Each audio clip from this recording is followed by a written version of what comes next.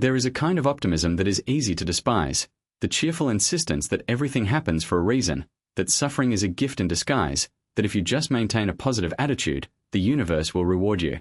Viktor Frankl despised it too.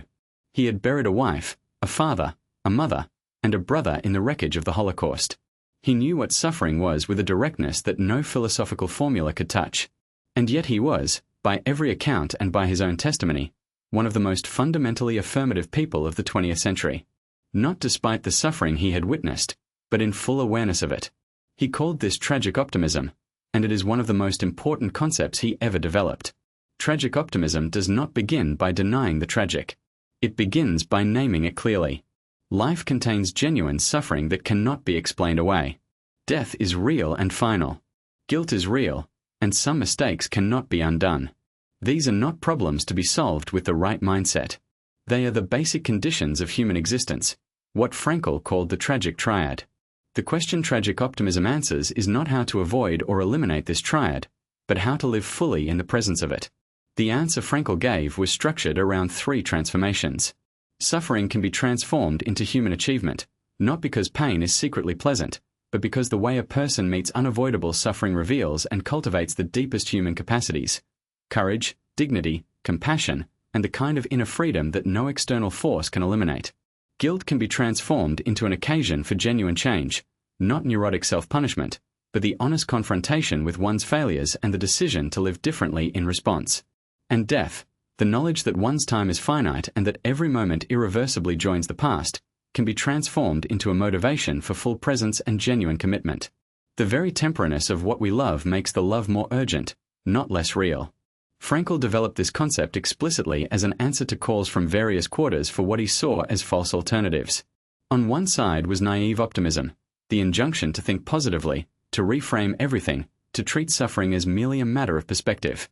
On the other was nihilism, the conclusion that, given the reality of suffering and death, existence was absurd and meaningless. Tragic optimism refuses both. It insists that the reality of the tragic does not defeat meaning, but that meaning can be found in the very act of meeting the tragic with courage and with love. In clinical practice, Frankl applied this concept in work with the terminally ill, patients who were beyond the reach of cure and who were confronting, daily, the reality of their own ending.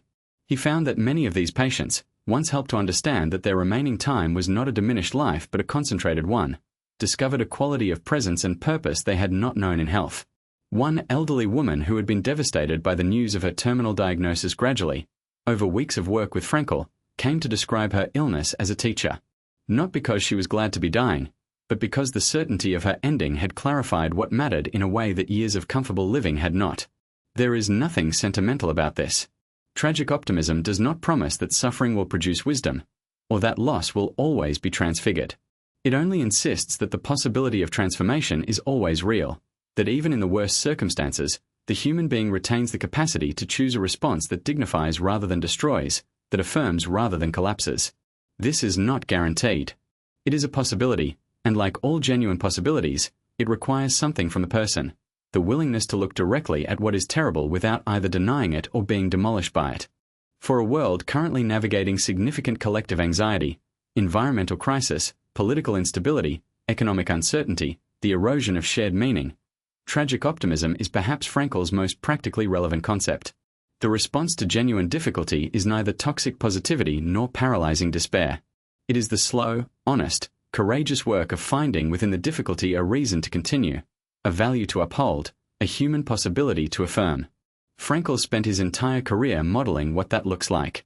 And the life he lived after Auschwitz, productive, loving, generous, affirmative, was the most persuasive argument he could have made for the thesis he developed in the dark. Tragic optimism is, in the end, not a philosophical position but a practice, something that must be renewed daily in the face of whatever the day brings. Frankl practiced it for the remaining 52 years of his life after liberation. He did not do so perfectly or without grief. He mourned his first wife, his parents, and his brother for the rest of his life. But he also remarried, raised a daughter, built a clinic, wrote his books, lectured to hundreds of thousands of people, and remained, by every account, a man of extraordinary warmth and vitality. His life after the camps was itself the most complete expression of the thesis he spent it defending, that even the darkest experience can be the foundation of a life that says yes. Subscribe to the Psychology of Viktor Frankl to explore more of his timeless ideas.